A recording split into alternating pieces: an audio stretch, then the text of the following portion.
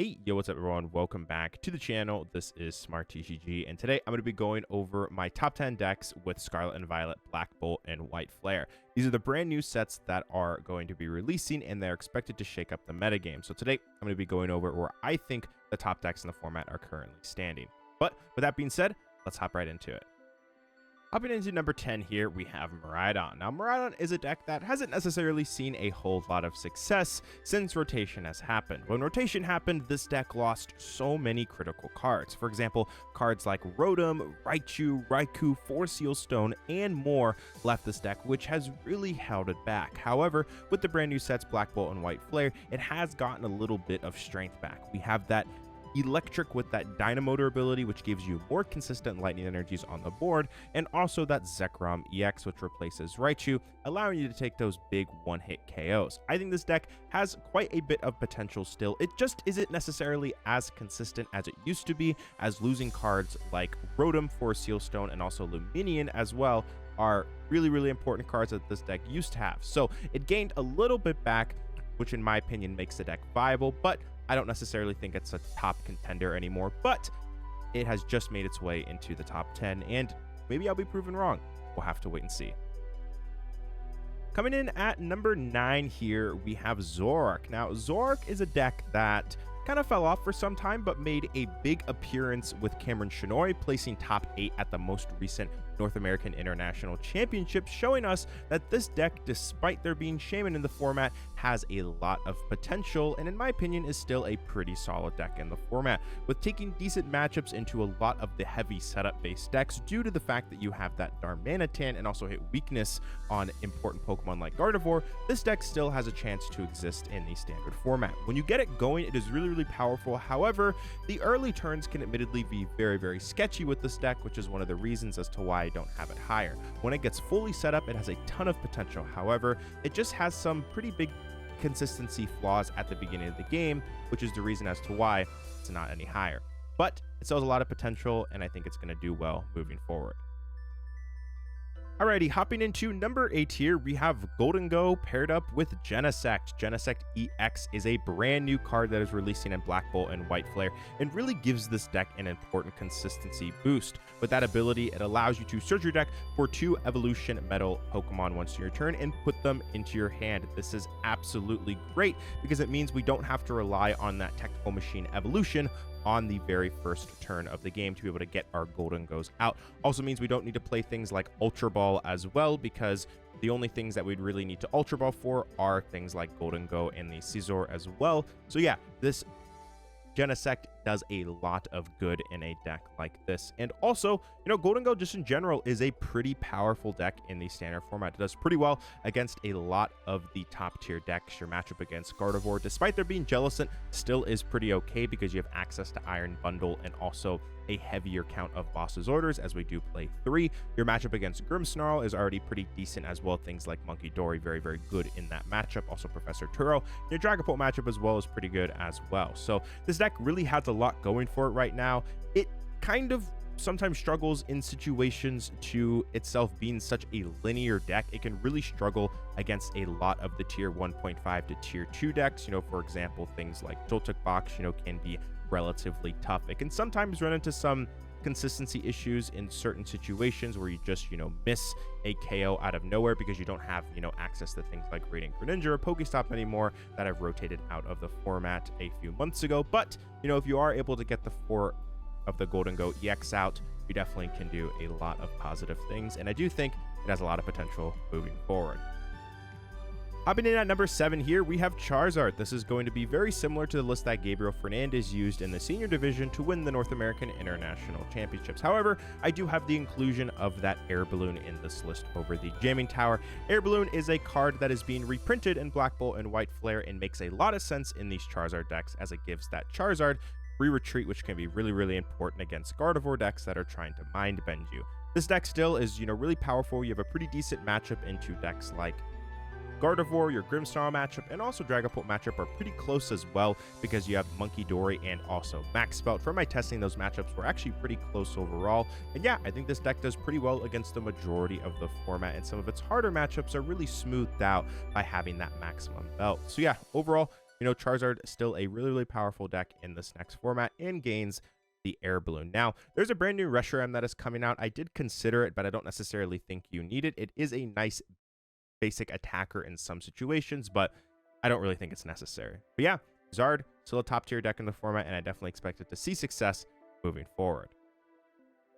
Alrighty, hopping into number 6 here, we have Dragapult Charizard. Now, Dragapult Charizard saw quite a bit of success at the North American International Championships. There were a couple of them that made it into asymmetrical top cut. The deck is really, really powerful right now. It pretty much does everything well. It's relatively consistent, has a very strong comeback engine in Charizard EX paired up with Unfair Stamp, has a pretty high skill ceiling as well. It is pretty versatile. There's a lot of things that you can do with this deck.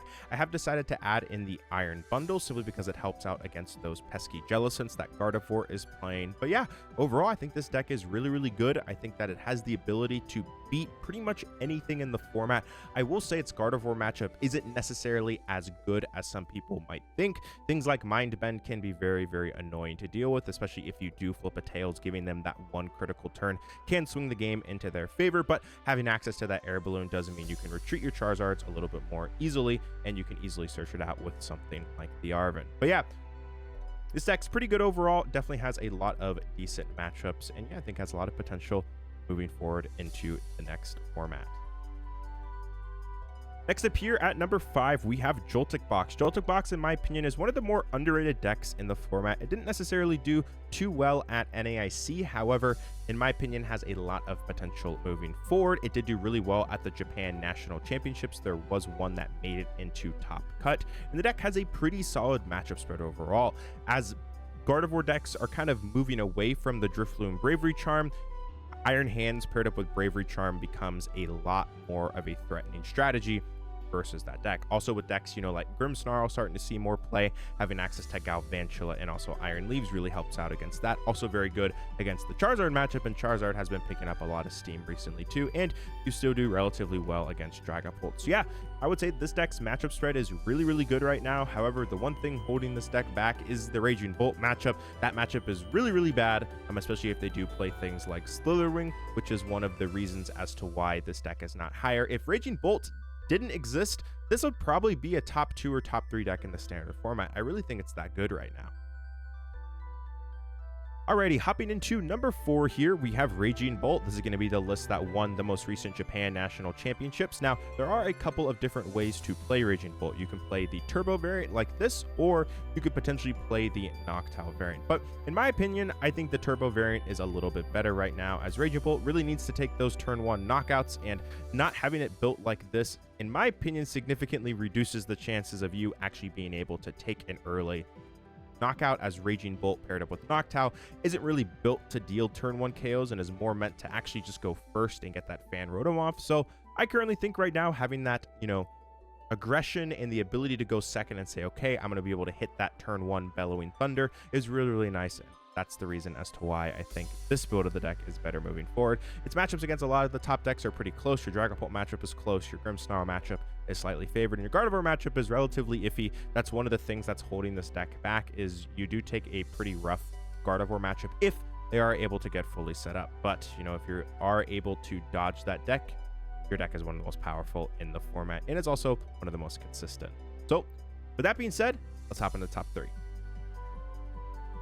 Alrighty, hopping into number 3 here, we have Dragapult. This list is relatively similar to the one that Tord Reklev used to place top 4 at the most recent North American International Championships. However, with Black Bolt and White Flare releasing, this deck gets a brand new card to use, and that is going to be Hilda. Hilda is so powerful in this deck, as it allows you as a supporter card to search your deck for an evolution Pokemon and put it into your hand on top of an energy. So that means when you use this card, you can pull out a Dragcloak or a Dragapult and also get important cards like Luminous Energy or Neo Upper Energy. The Neo Upper Energy, one of the biggest problems with this card is that you have no easy way to search it, but now with access to Hilda, you can actually do that, which gives this deck such a big consistency boost that I think it needed. Overall, this deck's matchup spread is relatively solid. Its one big problem is the Gardevoir matchup. The Gardevoir matchup just is not very good if they are able to get fully set up, so you definitely want to dodge that matchup. But I would say pretty much the rest of your matchups are relatively 50-50, and it feels like you have a chance against pretty much anything. Alrighty, hopping into number 2 here, we have Grimmsnarl. In my opinion, Grimmsnarl is putting itself in an absolute fantastic spot to see a lot of success in the standard format. Takes a pretty good Gardevoir matchup. Its Dragapult matchup is relatively 50-50 as well, and you have so much comeback potential with that Shadow Bullet paired up with powerful abilities like Frostlass's Freezing Shroud and also Munkidori's Adrenabrain. This list is very similar to the one that Nathan Osterkatz used to win the most recent Smart Series. If you're interested in competing in those events, make sure to go check out the link that will be in the description to sign up for the next one happening on July 14th at the recording of this video. But there is a brand new card that was included in this list, and that is going to be Air Balloon. Air Balloon is easily searchable with that Arven, which allows you to get yourself that dual card, which is really, really important as it allows you to free retreat Grimmsnarls, which ends up being absolutely monumental against decks like, let's say, Gardevoir when they're trying to use that Mind Bend against you. So yeah, Grimmsnarl, a really, really powerful deck, has a pretty good Gardevoir matchup, which is the big reason as to why it is so high up on this list. I think the deck might have struggled a little bit when people first kind of got their hands on this deck, but now people are kind of figuring out how to build it and how to make sure that it's able to set up consistently enough. Overall, fantastic deck, but there's one deck that I think is slightly better right now heading into Black Bolt and White Flare. Alrighty, hopping into number 1 here, we have Gardevoir, but with Jellicent. Black Bolt and White Flare does bring Jellicent EX with that incredibly powerful item and tool lock ability, along with that Frillish as well, which for 1 energy item locks and deals 20 damage. This deck is absolutely phenomenal. Does pretty much everything right. It has incredible comeback potential, a very high skill ceiling as well. It's pretty consistent too, in my opinion. It has all the tools to see success in the standard format. Yeah, this deck's just been absolutely dominating. It saw success over in the Japan Nationals as well. There were plenty of Gardevoir in top cut, and Jellicent ended up being the highest placing list. Now, there are a couple of different ways to play this. You could play it with the things like the Jellicent, or you could play it, with things like Bravery Charm, potentially Turbo Energize as well. You have some, I guess, cards you could kind of switch in and out. It's just, kind of trying to figure out what you want to do better against. The